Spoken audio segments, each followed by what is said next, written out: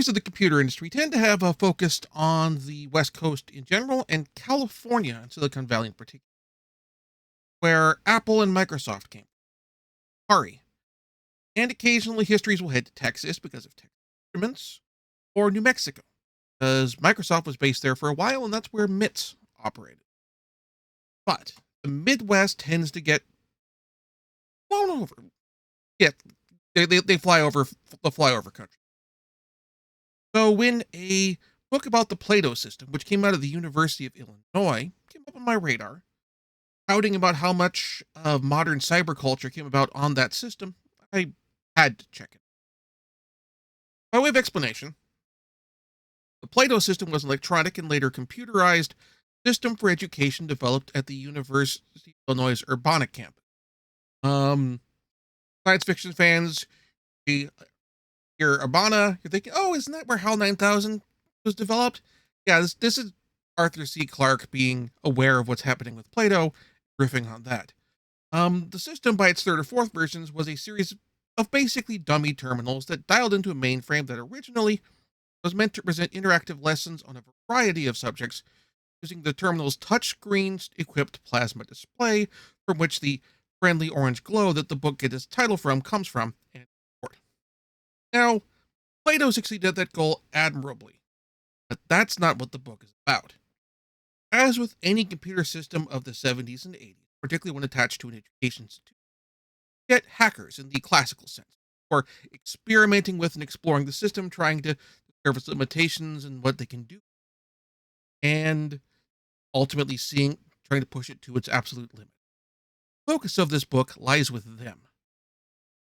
In short, the book makes the case that almost every form of internet culture, aside from, cat videos and cat photos and the sharing of graphical images that are in that form of visual user-created content, like the video you're watching right now, has a precedent of some form or another in the Plato system.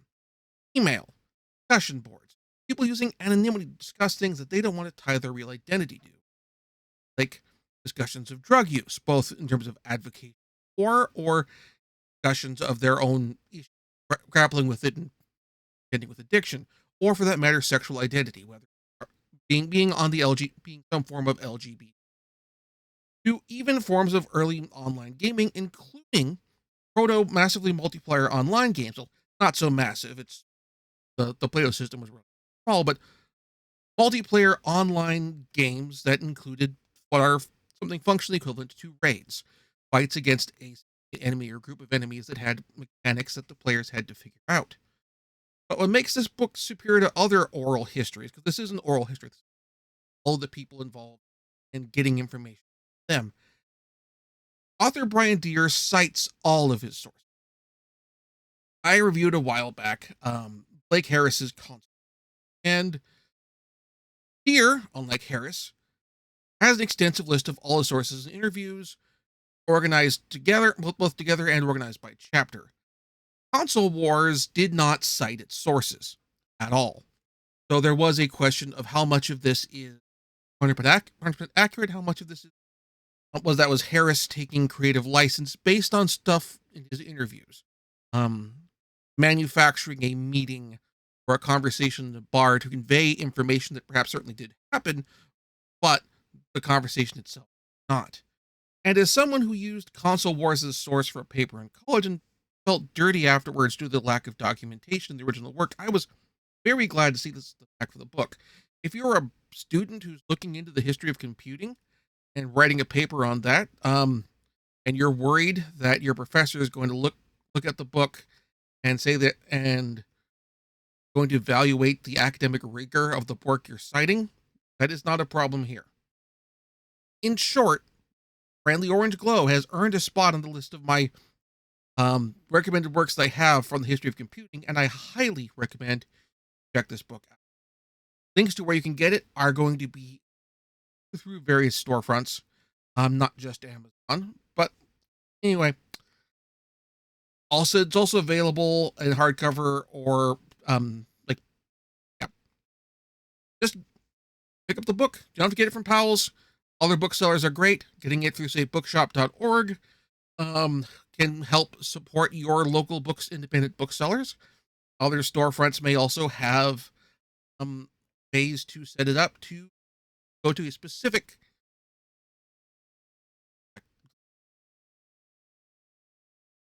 Friendly Orange Glow is available multiple storefronts, links to which show notes. Buying anything through those links will help support the site or my show. Additionally, purchasing the book through bookshop.org will also let you select a local independent bookseller near you that you can support through your purchase. Well, I don't have a Libro FM affiliate link set up yet. I may just do a straight link for that anyway if available, just because Libro FM also lets you select an independent seller support through your purchase.